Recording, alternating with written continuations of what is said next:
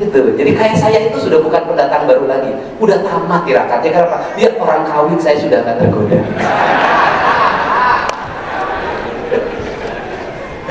Nah, ini piranti ya. Untuk itu para kepala sekolah, nanti juga saya akan kumpulkan para kepala sekolah yang kemarin saya ancam kasih hukuman. Kita ini lagi merevolusi pendidikan, kita lagi merevolusi birokrasi. Birokrasinya pokok tak, gak usah lagi berbasis. Dan saya kasih tahu pada birokrasi apapun, stok hitungan lah. Kalau ada dari dompet keluarin Pak. Kenapa? Rezeki itu semakin kita berikan semakin bertambah. Tambahannya apa? Sehat badannya, bahagia keluarganya, sehat. Hirup jangan korek. Kenapa? Allah itu punya cara untuk menghilangkan rezeki kita. Korek, ditipu wae. Korek. Tapi anu gelis mah berehan. Bang Malikin mobil, dari Bang Malikin mobil, dikawin bangku kan jadi hati.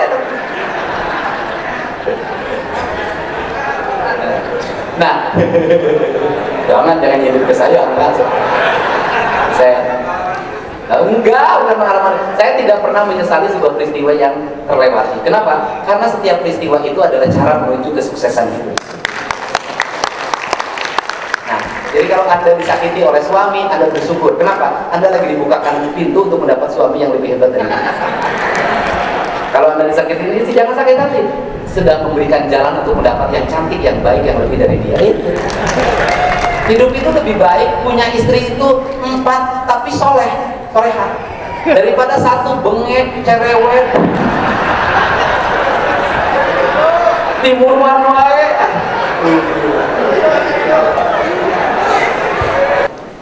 Terus kemudian diatur jarak. Saya sudah ingin itu. Bagaimana? Jarak ke sekolahnya berapa meter? Amankah dia ke sekolah jalan kakinya? Ada ancaman lalu lintas atau tidak? Jalan kaki. Kemudian pengamanan, ada polisi, ada tentara. Kemudian berikutnya apa? Saya nggak mau ke depan anak diantar oleh orang tuanya ke sekolah.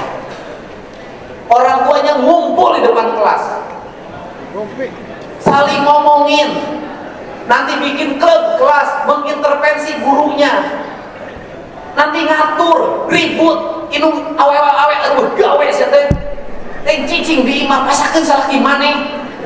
Kalau ngaduluk kue nguruskan budak di sekolah, udah di sekolah tuh udah urusan guru. Nanti sekolahnya pagar yang tinggi, kasih gembok kunci, nggak boleh keluar selama pembelajaran. Kalau kaget kemana masuk? Habiskan seluruh pembelajaran di sekolah.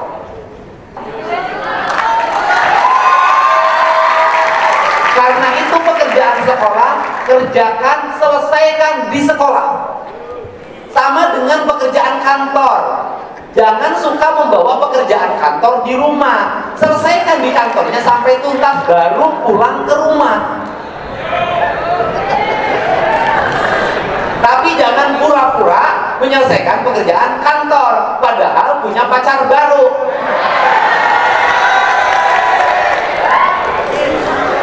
Hebat, salahnya urang mah rajin pisan ke kantor teh. Dan setengah genep tengges di kantor salahnya urang mah. Kapake kududungan teh. Balik setengah 8 puting, kadang setengah 8, kadang enung. Saking ku kapake nah. Kemudian dia 2 tahun kemudian ternyata ada anak kecil yang nyusul ke imah, "Bapak!" Ini penting. Tidak boleh anak-anak pulang ke rumah ditumpuki PR. Karena PR itu bertentangan dengan spirit pendidikan. Kenapa bertentangan? Karena judulnya juga pekerjaan rumah. Kalau pekerjaan rumah itu bersihin kamar, itu pekerjaan rumah. Bersihin toilet, itu pekerjaan rumah. Nyuci itu pekerjaan rumah, nyetrika pekerjaan rumah, masak pekerjaan rumah, ngasih makan sapi pekerjaan rumah, ngasih makan ayam pekerjaan rumah, ngasih makan ikan pekerjaan rumah, itu pekerjaan rumah. Tapi kalau dari sekolah dibawa ke rumah, itu bukan pekerjaan rumah, itu pekerjaan sekolah. Udahlah kita perbaiki ini. Satu-satunya harapan adalah sekolah. Membentuk apa? Karakter. Kenapa saya ngotot begini? Saya lama belajar tentang kebangsaan. Saya paham bagaimana kecemasan Pak Prabowo, saya paham. Pak, kawan dari TNI, dari Polri, kita ini Pak, kelahiran tahun 70-an Pak, masih punya Pak spirit nasionalisme. Kita ini masih punya jiwa-jiwa yang kuat. Kita terikat pada tanah leluhur kita Pak. Kita tidak nyalahin anak yang lahir tahun 2000-an, yang nanti jadi pemimpin 20 tahun ke depan lagi, yang abadnya sudah udah lebih dari sekarang. Pabrik sudah pakai robot, mobil sudah tanpa sopir. Eranya sudah era digital, pelayan hotel nggak lagi sekolah perhotelan, pakai robot. Bayangin Pak, dengan ledakan penduduk yang luar biasa, karena hari ini KB-nya tidak lagi menjadi program prioritas lagi. Sistem di sekolah sudah sangat liberal. Penguasaan terhadap hak asta tanah dimiliki oleh orang-orang kaya. Investasi sudah menguasai seluruh lini. Kebayang generasi kita yang orang tuanya hari ini miskin, apa yang terjadi? Dan yang orang tuanya kaya pun belum tentu bisa mempertahankan. Dan ini adalah ancaman masa depan. Dan ini adalah ancaman terhadap negara. Infiltrasinya adalah infiltrasi yang bersifat intelijen yang tidak disadari. Bagaimana orang lain dari negeri lain datang ke sini nyebarin virus, nyebarin bakteri, nyebarin narkotika, nyebarin berbagai perangkat lainnya yang bisa meruntuhkan pikiran dan melemahkan sebuah generasi. Kita ini kalau nggak cermat membaca, kalau tidak bisa membaca pertahanan negara dengan cermat, bisa terhegemoni dengan cepat dan bisa berpindah tangan. Caranya apa? Kesadaran hari ini dibangun lewat pendidikan. Anak-anak kita bangunnya pagi, di sekolahnya tidak jajan, makanannya bergizi, bernutrisi, berprotein, berserat, minuman penting. Mohon maaf, perhatikan dinas kesehatan bikin riset. Anak-anak kita hari ini sudah jarang minum air putih.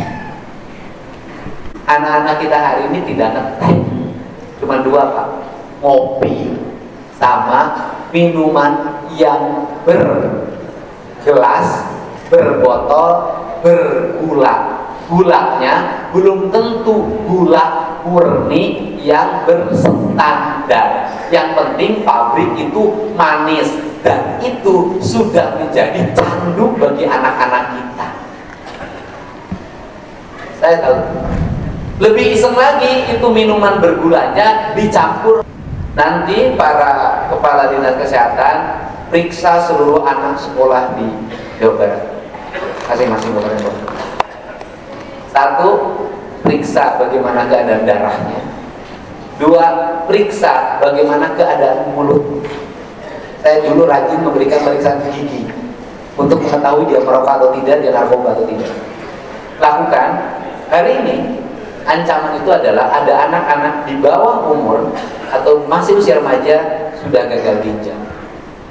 Hari ini anak-anak di bawah 30 tahun sudah gula. Hari ini anak-anak di bawah umur 30 tahun, generasi muda di bawah 20 tahun masih remaja, itu sudah punya penyakit stroke. Saya ada beberapa sampel ini. Kenapa? Problemnya adalah asupan makanan. Asupan makanannya ada dua variabel. Satu, asupan makanan yang tidak bernutrisi dan berprotein, tapi adalah racun. Racun itu hasil dari tujuan orang berdagang, tujuannya laku.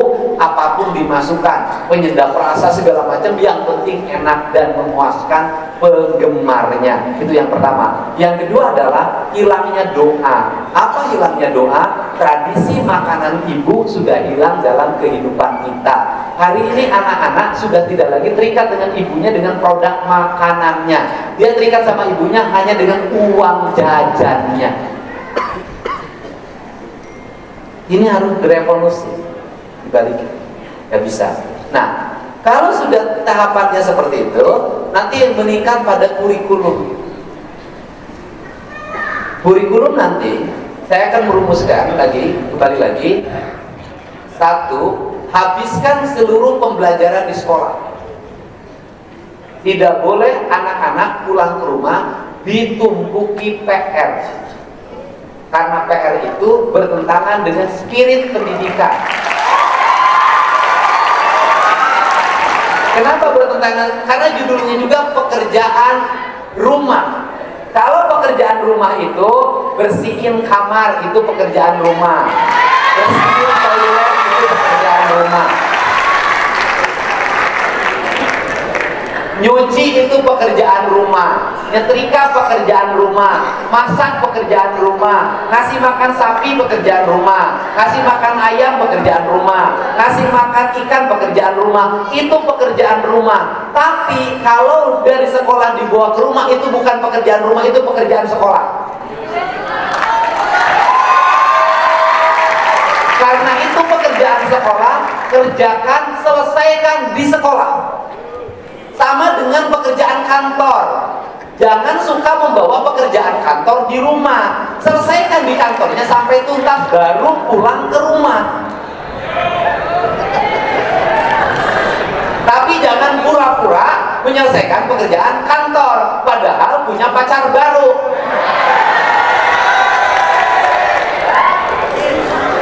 Hebat, salahnya urang mah.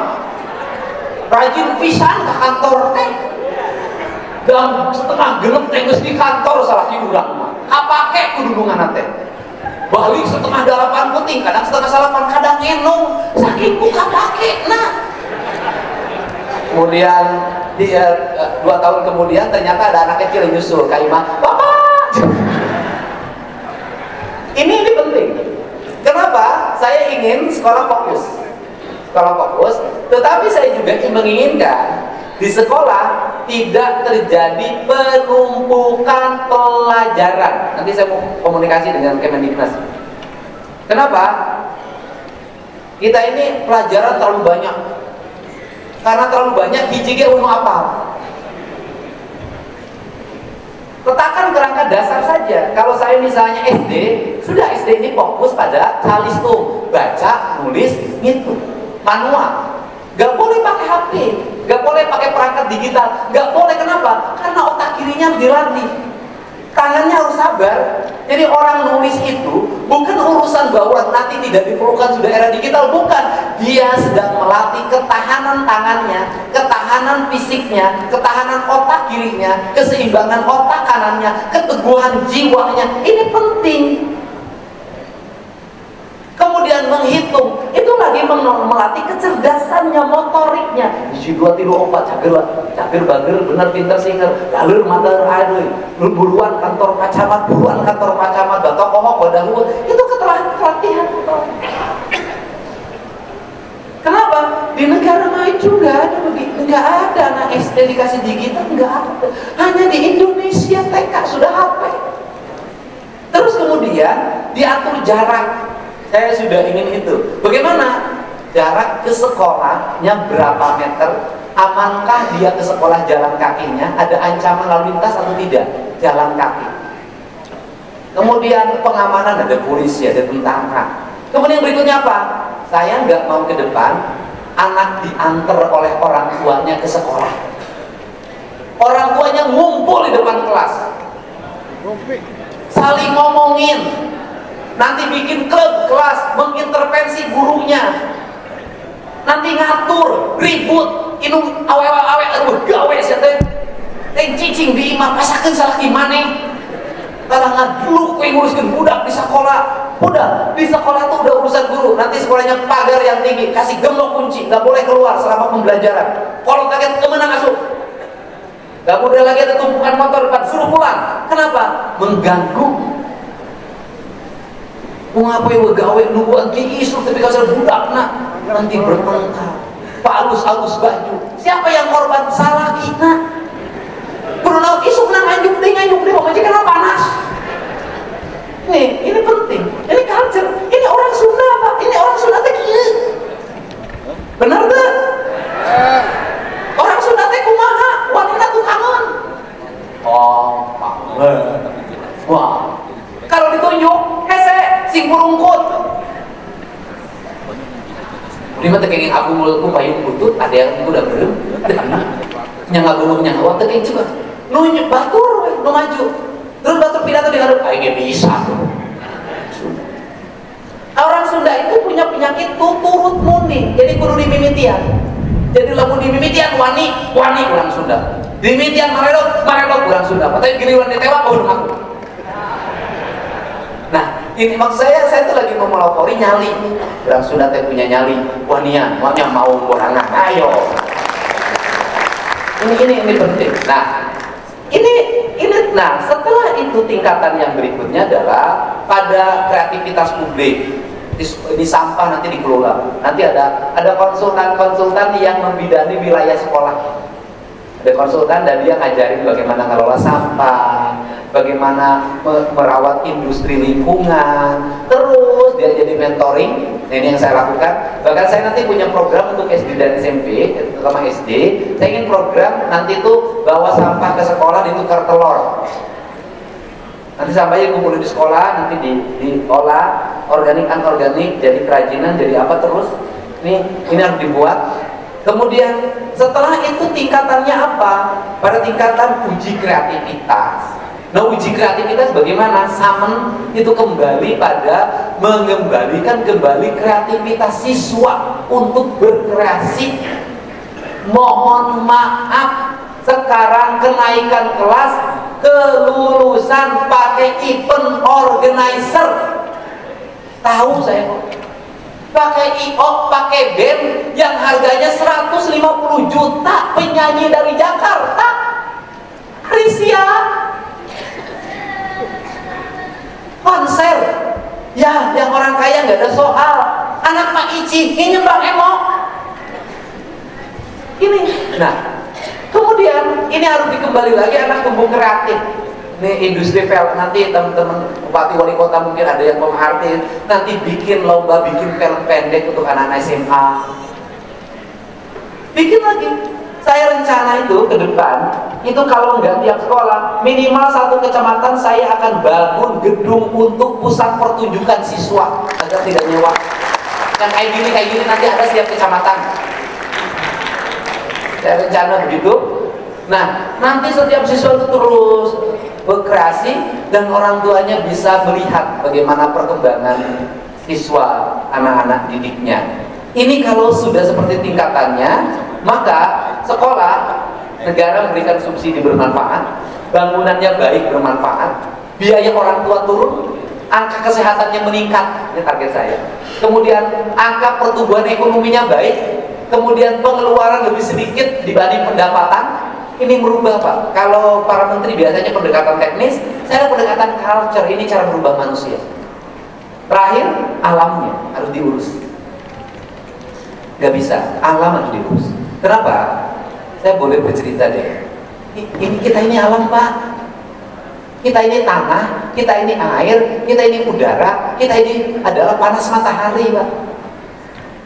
Yang dirindukan manusia siapapun, rumah segede apapun, berapa puluh miliar bangun rumah, tetap kerinduannya pada dua, ke gunung dan ke laut.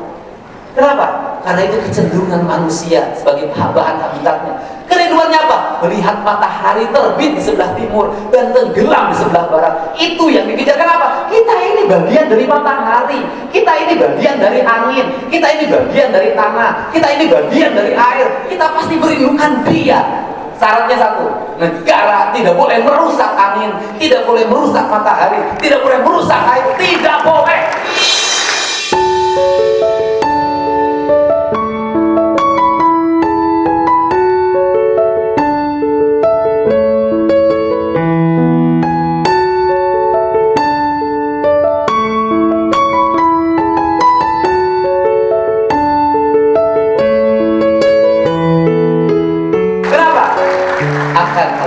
Manusia yang depresi. duit banyak tapi gelisah, duit banyak tapi berubah terus. Saya ngomong gini Pak, ya tidak berarti saya membanggakan itu. Saya menekuni itu sudah 20 tahun Pak. 20 tahun saya hidup tanpa obat, 20 tahun saya hidup tanpa dokter, 20 tahun saya tidak pernah berumah sakit kecuali yang kemarin Pak Dokter Terawan, karena itu bagian servis dia, karena saya menjadi relawan COVID. Hidup dan hidup bahagia tanpa istri. Jadi kalau ditanya, Kang Deddy kok bugar terus? Kang Deddy kok puasa nggak kelihatan jalan cepet? Saya ini nggak sahur Pak. Saya hanya minum air putih, itu tradisi saya sejak SD. Apalagi sekarang buka saya itu nanti bukanya tuh, saya tuh sebenarnya ngumpul kayak gini tuh menyiksa diri Pak, karena saya harus melepaskan tradisi. Bagaimana tradisi? Buka minum air putih 3 butir kurma, titik, sudah selesai. Nanti ketemu lagi makan pisang jam 7:30, nanti makan nasi 1/4 jam 8 kurang 1/4. Itu kebugaran hidup saya. Kalau diundang Pak Rudi saya harus makan, diundang wali kota Depok saya harus makan. Itu menyiksa, badan saya sakit-sakit, tidak terbiasa. Ibu-ibu juga saya tahu persis, saya harus makan manis-manis, korma 5, kolak salingko, bubur kacang salingko, terus minum es kalapa, hajar kejo, awaklir, gula naik, tekanan darah tinggi naik. Makanya saya menjadi aneh dari sisi statistik. Semestinya bulan puasa ini seluruh kebutuhan pokok menurun. Semestinya bulan puasa ini seluruh kebutuhan pokok menurun. Kenapa? Konsumsi gula menurun, konsumsi garam menurun, konsumsi sayuran menurun, konsumsi nasi menurun. Harusnya nurun, saya terbalik, bulan puasa naik, konsumsi naik. Mohon maaf, ini umat Islam harus segera mengevaluasi, ada yang salah tata kelola puasa kita. Ada lagi yang puasa Pak, bukanya 3 kali, jam 10 buka, jam 12 buka, giliran buka bersama buka juga ada juga. Saya nggak usah sebutin siapa.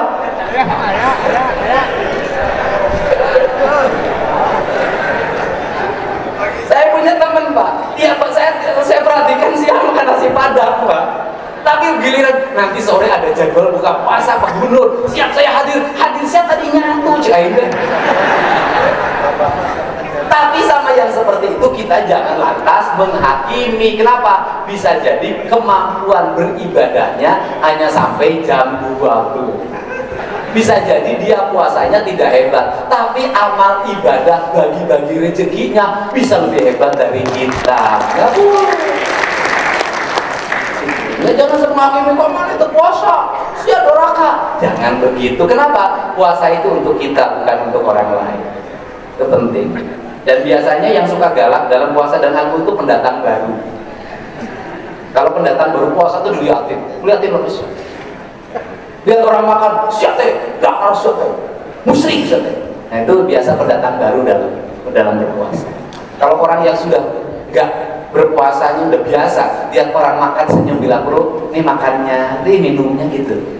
Jadi kayak saya itu sudah bukan pendatang baru lagi, udah tamat tirakatnya. Karena lihat orang kawin saya sudah gak tergoda.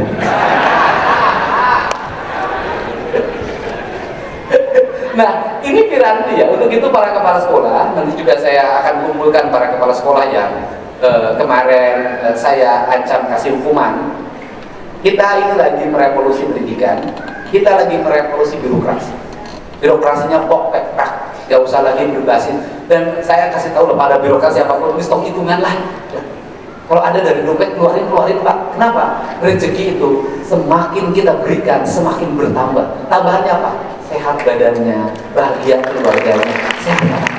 Hirup jangan korek. Kenapa? Allah itu punya cara untuk menghilangkan rezeki kita. Korek, ditipu wae. Korek. Tapi anu gelis mah berehan. Bang Malikin mobil, terus di Bang Malikin mobil, dikawin batu kan jadi hati. Nah, jangan nyindir ke saya, enggak. Enggak, bukan pengalaman. Saya tidak pernah menyesali sebuah peristiwa yang terlewati. Kenapa? Karena setiap peristiwa itu adalah cara menuju kesuksesan hidup. Jadi kalau Anda disakiti oleh suami, Anda bersyukur. Kenapa? Anda lagi dibukakan pintu untuk mendapat suami yang lebih hebat dari Anda. Kalau Anda disakiti ini, jangan sakit hati. Sedang memberikan jalan untuk mendapat yang cantik, yang baik, yang lebih dari dia. Itu. Hidup itu lebih baik punya istri itu 4 tapi soleha, daripada 1 bengek, cerewet,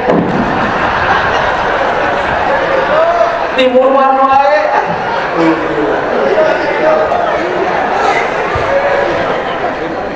Pokoknya cari istri itu kan harus enak didengar. Kalau pengen cari istri pengen enak didengar, carilah penyanyi enak didengar.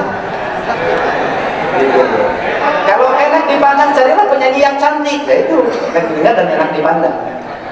Cuma ada 1 yang kurangnya tuh tidak enak di kantong.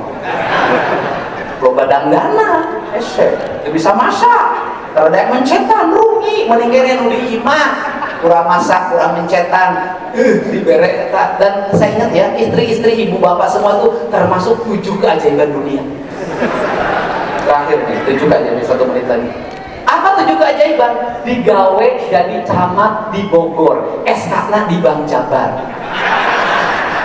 Itu SK-nya saya tahu ASN itu ada yang sisa 500, ada yang sisa 200, ada yang minus tapi bisa nyieun imah, nyakolakeun budak, pamajikanna bisa kene beli skincare, arisan kene nyandung di si beleguk teh setan. Itu termasuk 7 keajaiban dunia, di antaranya ASN. Ada lagi yang 7 keajaiban dunia, bupati dan wali kota terpilih. Beak gede tapi seri wae. Itu 7 keajaiban dunia, itu seri wae. Untuk itu saya ucapkan terima kasih ya, hari ini bisa bertemu. Kita memiliki spirit yang sama, tekad yang sama, bekerja. Sudahlah, jangan pernah hitungan. Saya tidak mau lagi di Jawa Barat ada spanduk yang bekas pilkada masih ada baliho masih ada keberantakan, ada sampah, ada segala macam. Pak Prabowo sudah menginstruksikan bikin satgas sampah.